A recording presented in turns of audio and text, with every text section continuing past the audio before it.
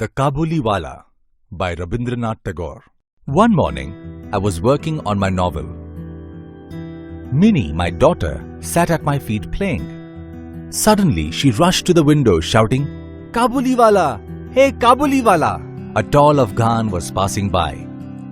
He heard her call and turned towards the house smiling. Instantly, Minnie vanished indoors. The Kabuliwala came up to the house. I chose a few things while he talked to me. His name was Rahmat. He asked, "Babu, where did your little girl go?"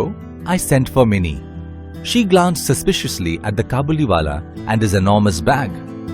The man held out some dry fruits to her. But Minnie refused to take them. This was their first meeting. A few days later, I found Minnie sitting near the door, talking non-stop while the Kabuliwala sat at her feet, listening, a broad smile on his face. I learned that the Kabuliwala had been to see Minnie and with the help of nuts and dry fruits had conquered her heart. One day, I was working in my room when I heard a commotion outside. I looked out and saw two policemen dragging out Rahmat. I went outside and stopped them. "What's the matter?" I asked.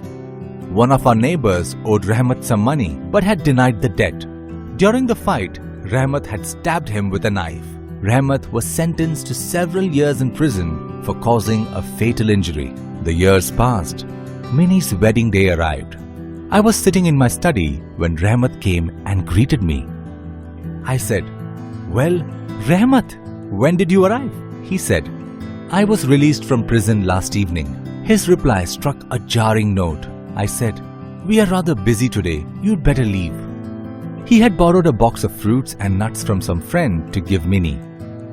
He said, "I had brought these for Koki. Please give them to her." When I tried to pay him, he grabbed my hand. "You are very kind, but please do not give me money. I too have a daughter in my country. It is with her face in my mind that I bring these things for your Koki. I don't come to trade." He brought out a piece of paper from a pocket, unfolded it and laid it out on the table. On the paper was the impression of a small hand. With this keepsake of his daughter, Rahmat had travelled every year to Calcutta. My eyes filled with tears. I sent for Minnie. She came and stood by me. The Kabuliwala was rather startled to see her. Then he smiled and said, "Koki, are you going to your father-in-law's house?"